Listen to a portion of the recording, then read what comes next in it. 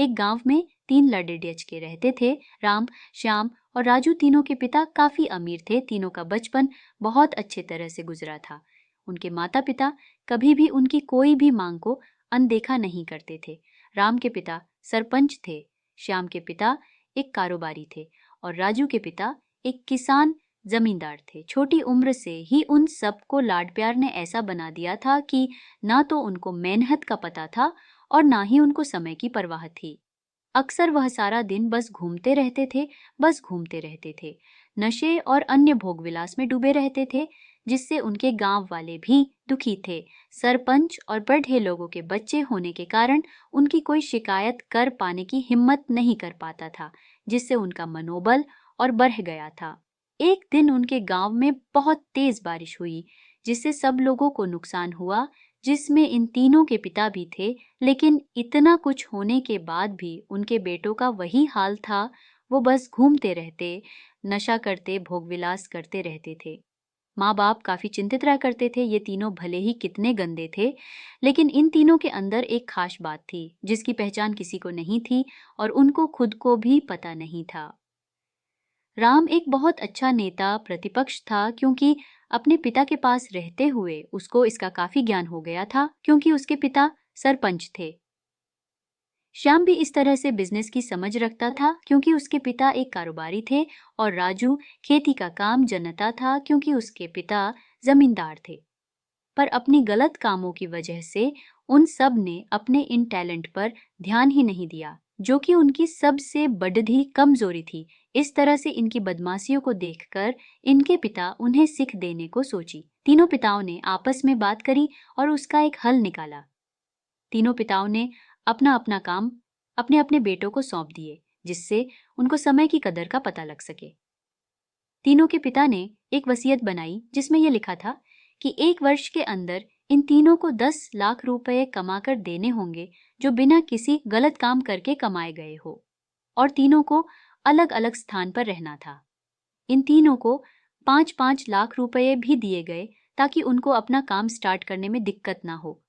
पहले तो सब खुश हो गए कि हम आजाद हो गए, हमको पैसे मिल गए, और ऐसा सोच कर के इन्होंने फिर से काफी समय मौज मस्ती करने में लगा दिया। इस तरह से 6 महीने बीत गए और इनका काफी सारा नुकसान भी हुआ। फिर एक दिन अचानक उनको एहसास हुआ कि अगर हम शर्त हार गए तो हम अपनी अपनी जायदाद खो बैठेंगे। धीरे धीरे उनकी चिंता बढ़ने लगी। एक दिन वो इसी उद्देश्य धुन में एक पार्क में बैठे थे और कुछ डिस्कस कर रहे थे कि उनको एक छोटी सी लड़की मिली। वो फूल बेच रही थी और साथ में पढ़ भी रही थी। तीनों लोग उस लड़की के पास में गए। तभी राम ने लड़की से बोला, बेटी आपकी उम्र क्या है? तो लड़की ने जवाब दिया कि मैं 12 साल की हूँ। अंकल इतना सुनते ही राम ने आचार्य से पूछा कि आप इतने छोटे होकर के खेल नहीं रहे हो? इस पर लाडकी ने जवाब दिया कि मेरे पापा अब इस दुनिया में नहीं है और माता बीमार रहती है, इसीलिए मैं ये काम करती हूँ। ये सुनकर राम ने अपना पर्स निकाला। उसके पास जो भी पैसे बचे थे वो उस लड़के को देने लगा। उसके बाद लड़की ने बोला, अंकल आप भी फूल ले लो, मुझे बहुत खुशी होगी, क्योंकि मैं अगर आपसे फ्री में पैसे ले लूंगी तो फिर मेरा पढ़ाई में मन नहीं लगेगा। मैं कामचोर बन जाऊंगी, क्योंकि यही समय है जिस समय में अपना भविष्य लिख सकती हूँ। राम ने उस लड़की से सारे फूल ले लिए और तीनों घर लौट आए। उस फूल वाली लड़की का उन तीनों लड़कों पर बहुत गहरा प्रभाव पड़ा। रात भर उन तीनों ने उस बच्ची के बारे में सोचते रहे और उन्हें एहसास हुआ कि वो तीनों कितने गलत थे। तीनों ही दोस्तों को एहसास हुआ कि आज भी उनके पास 6 महीने का समय है अपने पिता के दिए गए काम को पूरा करने का और भविष्य बनाने का। इसी दौरान सबने सोचा कि अगर बचे हुए समय का सही उपयोग करे तो अभी भी बहुत कुछ किया जा सकता है। इस तरह बाकी दोस्तों ने भी सोचा और दूसरे समय में आकर काम तलाशने लगे। पर उनके शर्त में एक शर्त ये भी थी कि उनको जो भी काम करना है वो अपनी पहचान बताए बिना करेंगे, जिससे ये साफ था कि उनको काम नहीं मिला। और जब काम नहीं मिला तो उन्होंने सोच लिया तो अब वो अगर कुछ भी करेंगे तो अपने गांव में जाकर ही काम करेंगे। भले ही उनके पिता कुछ भी सोचे, लेकिन फिर भी अपने गांव में जाएंगे और अपने गांव में कुछ नए काम करेंगे। भले ही उनको अपने पिता के वसीयत ना मिले, तीनों लड्डच के अपने गांव में फिर से आए और अपने अपने पिताओं से जाकर के मिले और उन्होंने अपने अनुभव के बारे में बताया और बोला कि वो आगे से ऐसी गलती नहीं करेंगे और वो उन्हें माफ कर दे। लेकिन पिता तो शर्त पे ही अड़े थे। लड्डाकों को कोई दया नहीं मिली।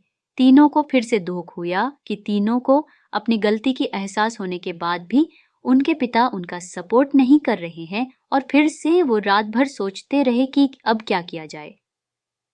तीनों ने मिलकर एक स्कीम निकाली।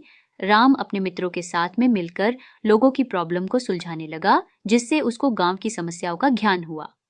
इसी तरह श्याम भी गांव के विकास के लिए नए नए तरीके सीख गया और राजू को किसानों और बीजों का ज्ञान हो जाने से उसको काफी फायदा हुआ।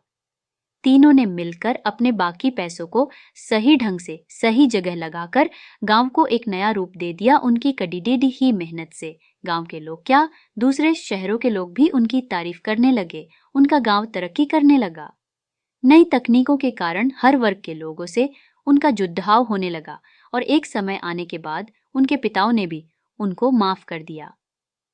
इस तरह से दोस्तों, उन तीनों को समय की कीमत का अंदाजा हुआ कि पहले वो कितना समय बर्बाद कर रहे थे, लेकिन जब से उनको समय की कीमत का अंदाजा हुआ तब से उन्होंने समय को बर्बाद नहीं किया और काम करके पैसा कमाया, नाम कमाया और ये सीखा ईमानदारी से जिंदगी कैसे जीते हैं।